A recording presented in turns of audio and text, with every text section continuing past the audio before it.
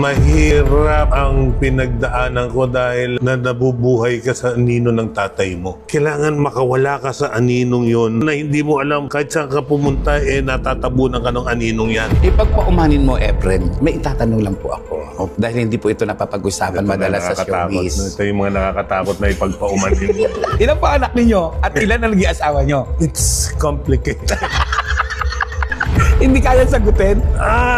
Next question.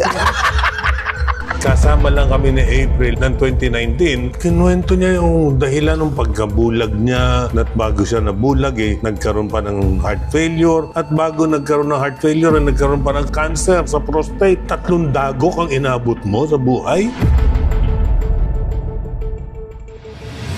Kung kaya mong mabuhay sa tundo, kaya mo ring mabuhay saan man sa mundo. Morley Alinio. Ito ang